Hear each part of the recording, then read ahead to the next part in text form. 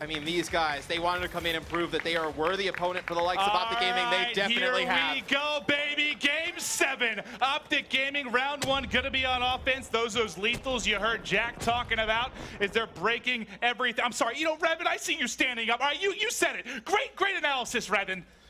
Now take a seat. And Skunk's going to get first blood on the other side of the map, but it's a very interesting play from Rise Nation, catching Optic Gaming off guard. They're going to get to those B steps, a very powerful position. It looks like the bomb going to go down on the A site. Great call from Rise Nation early. A lot of teams don't push the A bomb site on this map. You're going to see Krim taking out Classic, and then that power position. It's just going to be Octane and Slack, the last two alive. 3-on-2. Here comes the break. Can Optic get the push? Are they able to pick up these players? There's one winning the gunfight. Can they find a second? No. All of a sudden, it's Slack by himself. He's inside the barn. One player going to stick it. It's going to be Stuck. Can he get it? They're going to hop off it, try to push Slack. Slack has to go absolutely huge. There's one in behind. He's going to push through. He didn't get spotted. Somehow he's leaking through. He's not able to win it. And there you go. Optic Gaming, round 1, formal 2-0, and sticking the defuse. Yeah, they had an idea of where he was. They sent the player down towards that middle of the map to watch if he came through Grave towards the other side of Barn, and then they pushed the other player through Barn. It was a fantastic route from Slack to get outside of it, but it's formal. I believe he might have actually seen him there for a second. I don't think he did. That actually, you know, I thought it worked out perfectly. I thought Slack like kind of slipped through the cracks there. He was going to come up with a big play,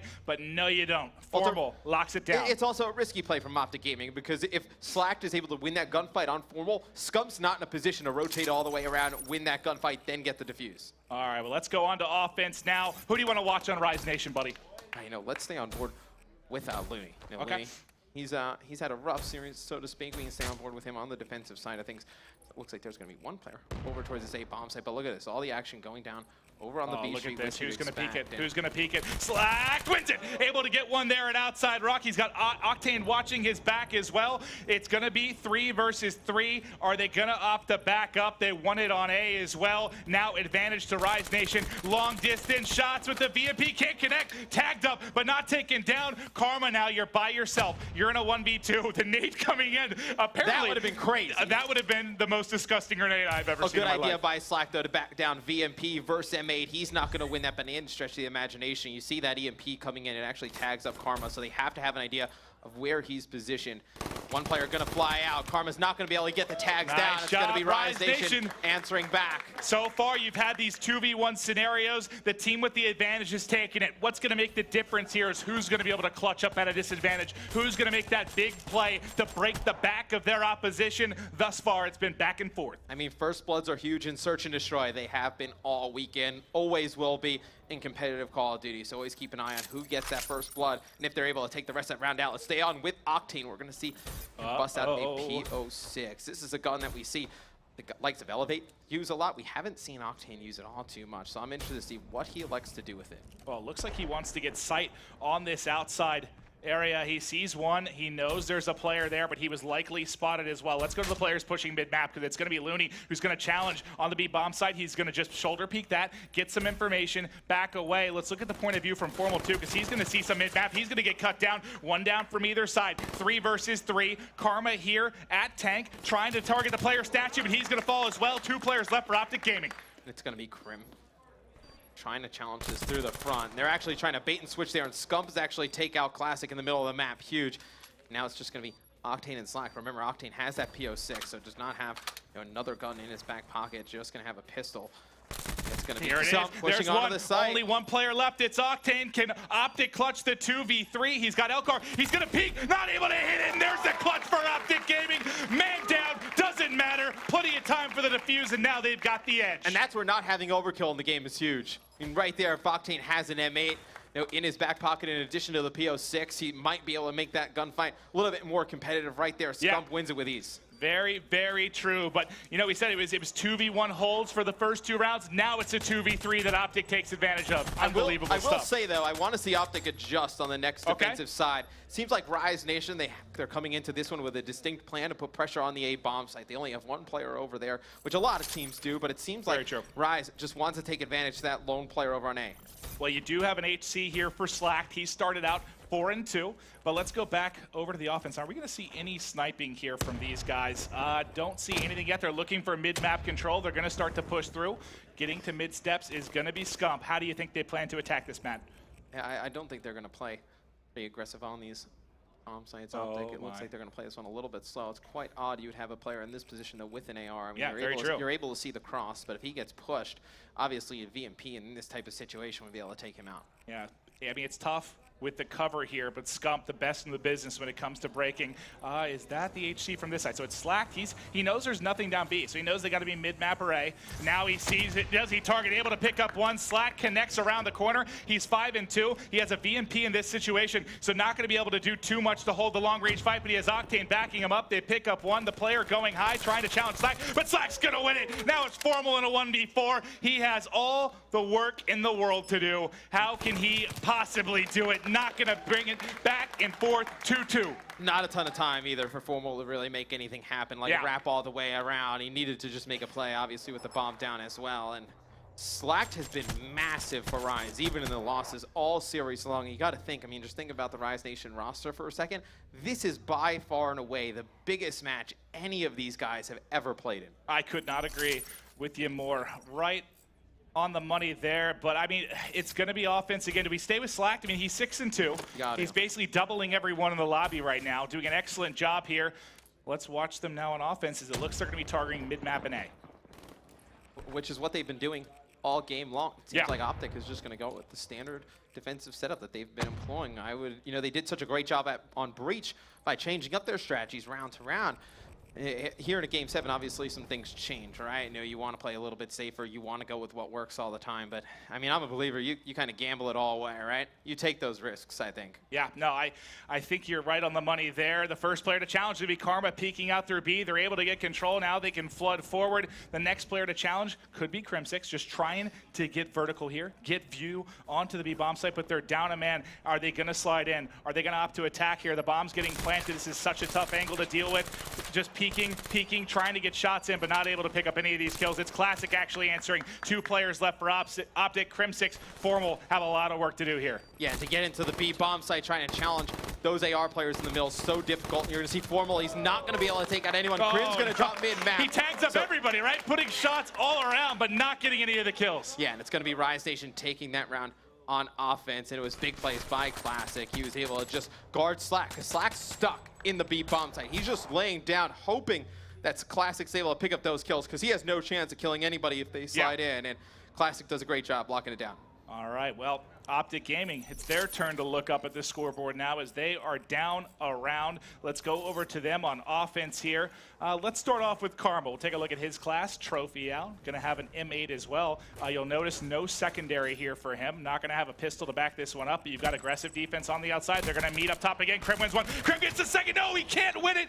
But you got 2 down for Rise. They're looking strong still. Karma picks up another very, very quickly. It's Looney all by his lonesome. And he is so far out of position. Obviously, he's going to be the only player over on the opposite side of the map, and he's actually coming on a long flank here. He's able to get some nice shots down, but he is trapped. You're going to have all 3 players fly at Looney, and Maven, with the way this was going, could be going the distance, I think. You think so? Game 7, round 11, Optic, Rise, the top 2 seeds all year long. Could you ask for anything more perfect? No, you literally could not. I mean, you just laid it out there for everybody. You could not ask for a more perfect scenario. And stay on board with the offensive team, Rise Nation, see what they elect to do. And Optic, they did a great job, obviously, earlier. Rise going towards the A bomb site, and then now having success over towards B. It forces Optic to be a little more honest on defense. Respect the fact that they could possibly do a hit through A. Well, Scump's here playing defense, uses the cover, gets the first blood, but the push is going to continue to come. You got to stay alive. You don't want to get traded out there. And who's at the back? Back rock is Krem. He's waiting in case they opt to push through here. You have watching the flank is Looney. If anyone wants to wrap around the back, you've got Slacked being very, very patient here. He has his kinetic armor to work with. Now, who's wrapping around? This is Formal pushing around the back. He might line one up perfectly, but that's a great shoulder peek as he's going to get a ton of information. Let's go back to mid. Karma checking, sees one at back, sandbags, and who's wrapping around the back? Krem with the big flanks on Breach. Can he get it done here as well? There's one. He wins it. There's a player on the site. They're going to trade that out as well. It's now Looney, 1 versus 3. The poor guy finds himself between a rock and a hard place. Yeah, and he's going to catch one player here in the tunnel. He's not going to win the gunfight. Karma on the defuse. It looks like actually he's going to hop off there. Yeah, get your specialist meters a little bit. Look for trophies. And, you know, you might just let, who's closest to streaks? Yeah, You have closer Karma than was. HC I is Formal. didn't really understand why he Karma would get 3 off streak. of it. He probably just wanted to check with a teammate before he actually. You can get your defused the meters bomb, up a but- little bit, right? But you have, what do you, I think it was Crim and Formal, I think have their specialist abilities here. Yeah, and Karma's going to earn an HC in the process, so we'll see how he elects to use that. It could be used on the offensive side of things to push into the B bomb site, kind of force players out of it. If Rye's going to play a guy on top of bomb. What is the the nice one shots burst there by in Formal. green, close range with the M8, Not doing saying him dirty Looney, here. not saying Looney would have been able to make anything happen there, but he kills Formal. He does have Heat Wave. Yeah. I don't think he would have been able to get to the bomb in time, though, to be quite honest. Well, you have Camo for Formal. Karma has that HC as well, and then what did Crim have? Vision Pulse. So let's watch the Camo play here, see if Formal might opt to use it. Oh, this is going to be a big hit here. Everybody coming out. The Camo's going to be huge here. There's the first blood. Snaps in one on his right. Gets both. The player outside Rock is dropped as well, and it's Classic all by his lonesome too. Him and Looney, they just have so much, man.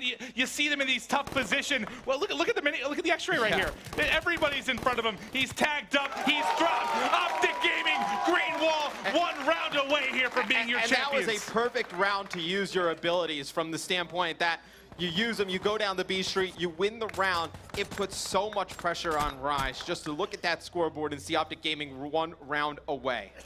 And yeah, funny stat line from yesterday. Our first 7 S&Ds were a scoreline of 6-3. Yeah. It's been a theme of the weekend. A lot of trends this weekend, yeah. Can Optic end it here? It's going to be offense for Rise Nation, and all they have, they have the Heat Wave. That's really the only thing they have to work with. Can you play off of that really on offense, or is that going to be more a clutch situation?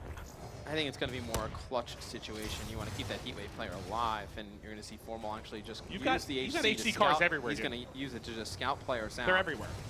Are there 3? Are there 3 of them? No, there's 2. Okay. And everyone being so cautious, they don't want to get first blood in this. And, oh, actually, Formal's HC gets taken out, but he gets some vision on a player in mid. I believe we see another one out on the map. That one's from Crim, Karma, 6 and it's going first to be blood. Crim taking out Octane up in the top house window. Fantastic shots there by Crim. Crim going to get a little bit aggressive. He Almost. spots That would have one. been sick, man. The car tags him up and then to fly around the corner and pick it up, but just a second late.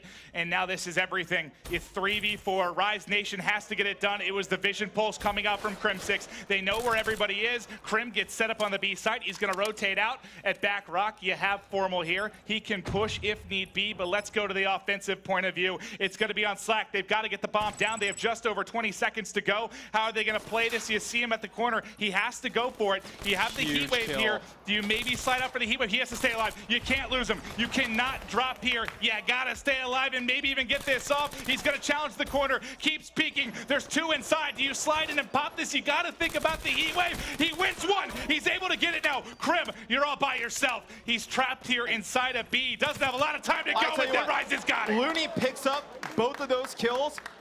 The player in that round that made the biggest play is Classic. That first kill. He doesn't get tagged by the vision pulse, so they don't really have an idea where he's playing. He could have been playing all the way in that back rock in the island watching the flank. He could have been playing a little bit more over towards Church. He's up on that top rock, and he jumps down, gets that first kill with the M8. And he's the only one on that team with the M8, the only one who can knock those shots down. And Rise, they save their camo, they save their Heat Wave. They have Heat Wave, they now have Camo, they're about to have Vision Pulse, and on the other side, Scump almost has Kinetic. And look how far everybody else is. I mean, Karma's kind of in the same neighborhood, but here comes this strong B push. They don't have the Camo that worked so well for him last time. Classic's gonna peek right away. Want the back rock, zips his head up. Can he find a second? Tags him up, gets the assist as well. One more peeks and pushes. 2 versus 2. Scump by himself. 5-5, round 11, game 7. Did Formal fall off the map? Oh, I hope not. Did he really? Did Formal fall off the map? Oh, God. No, he can't fall off the map. He does. He drops there on that right-hand side.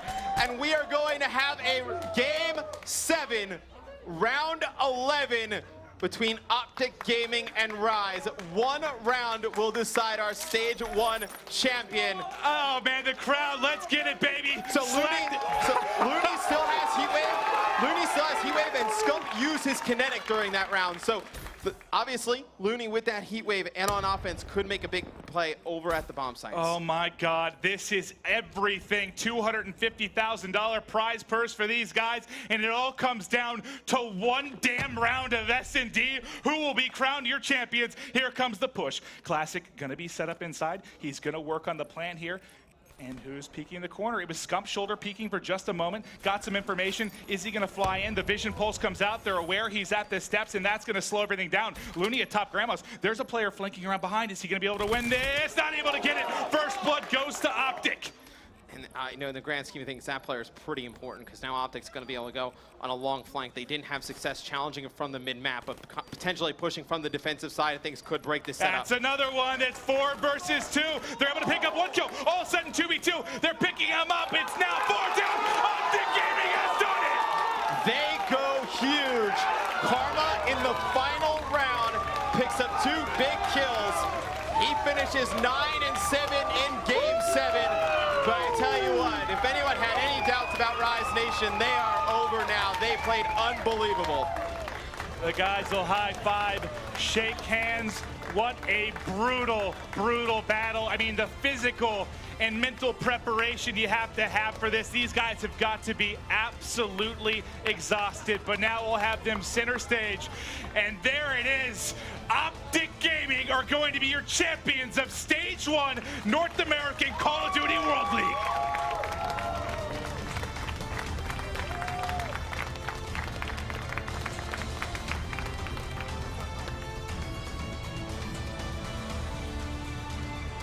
Ladies and gentlemen, we have our